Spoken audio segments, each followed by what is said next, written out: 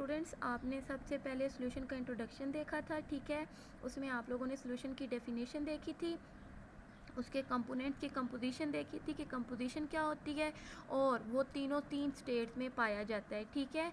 अब हम देखते हैं कि सॉल्यूशन किस किस फॉर्म में होता है। तो उसमें हम लोग देखेंगे सबसे पहले कि सॉल्यूशन आपके पास एक होता है बाइनरी सॉल्यूशन, ठीक है। एक आपके पास क्या होता है, बाइनरी सॉल्यूशन। फिर हम कंपोनेंट्स ऑफ सॉल्यूशन देखेंगे कि सॉल्यूशन के कंपोनेंट्स क्या क्या हैं, ठीक है। और फिर हम देखेंगे एक्वस सॉल्यूशन आपके पास क्या है, ठीक है। सॉल्यूशन की डेफिनेशन अगेन इन्होंने यहाँ पर बताई है कि होमोजीनियस मिक्सचर ऑफ टू और more than to substances is called solution. जब होमोजीनियस मिक्सचर होता है, दो या दो से ज़्यादा सब्सटेंसेस आपस में मिक्स होते हैं, तो उसको हम सॉल्यूशन कहते हैं, ठीक है।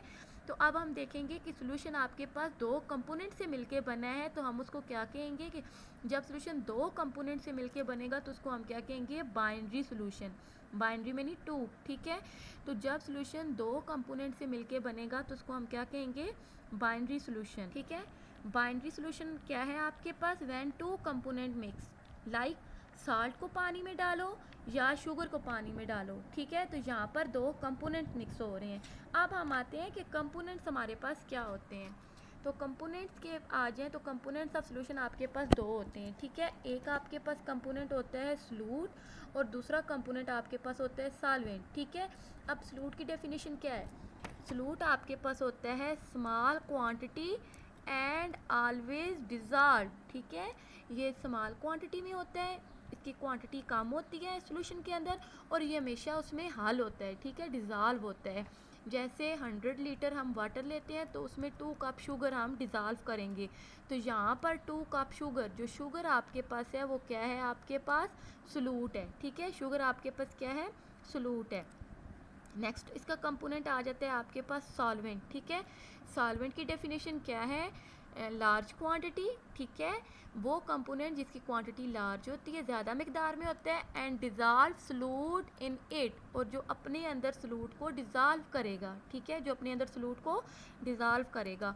तो यहाँ पर जो वाटर था, ठीक है, शुगर तो आपके पास सॉल्यूट था, तो जो वाटर है जो कि शुगर को अपने अंदर डिज़ॉल्व कर रहा है, तो ये आपके पास वाटर क्या होगा, ये आपके पास सॉल्वेंट होगा। वाटर आपके पास क्या होगा, सॉल्वेंट होगा, ठीक है। और इसी बेस पे बाइनरी सॉल्यूशन बनता है कि ये दो कंपोनेंट्स, ठीक है, सॉल्यूट एंड सॉल्वेंट, जब दो कंपोनेंट्स मिक्स होंगे तो आपके पास क्या बनेगा, बाइनरी सॉल्यूशन, ठीक है। इसको हम क्या कहते हैं, बाइनरी सॉल्यूशन। नेक्स्ट आपके पास आ जाता है एक्वस सॉल्यूशन, ठीक है। एक्वस सॉल्यूशन किस बेस पे आ जाता है, एक्वस सॉल्यूशन आपके पास आ जाता है, यहाँ पर वो आता था, ठीक है।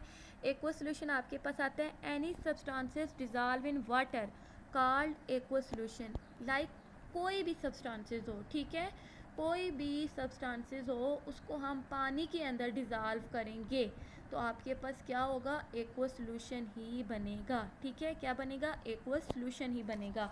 जैसे हम एग्जांपल ले लेते हैं कि हमने दो कंपोनेंट पढ़े हैं, ठीक है। एक कंपोनेंट आपके पास था सॉल्यूट, ठीक है, और दूसरा कंपोनेंट था सॉल्वेंट, ठीक है। तो जो एक्वस सॉल्यूशन होगा उसमें वाटर आपके पास हमेशा सॉल्वेंट के तौर पे एक्ट करेगा। सॉल्वेंट सॉल्यूट आप कोई भी ले सकते हो, ठीक है, लेकिन जब उसको आप डिज़ॉल्व करोगे तो हमेशा जिस चीज़ में डिज़ॉल्व करोगे जो सॉल्वेंट होगा वो हमेशा आपके पास क्या होगा, वाटर होगा। तो ये आपके पास आ जाता है एक्वस सॉल्यूशन आ जाता है, ठीक है। अभी तक आप लोगों ने क्या पढ़ा है कि सॉल्यूशन आपके पास क्या था, होमोजीनियस मिक्सचर था, ठीक है। फिर आप लोगों ने उसकी कंपोजिशन की थी कि उसकी कंपोजिशन चेंज हो जाती है आफ्टर सर्टेन लिमिट, ठीक है। फिर आप लोगों ने उसकी कंपोनेंट्स के बारे में पढ़ा था, उसकी तीनों स्टेट्स के बारे में पढ़ा था कि सॉल्यूशन तीन स्टेट्स में होता है, ठीक है। फिर बाइनरी सॉल्यूशन के बारे में और एक्वस सॉल्यूशन के बारे में आप लोगों ने रीड आउट किया है, ठीक है। ये सारा आपके पास सॉल्यूशन का इंट्रोडक्शन और उसकी दो टाइप्स आ जाती हैं, एक बाइनरी सॉल्यूशन और एक एक्वस सॉल्यूशन की, ठीक है।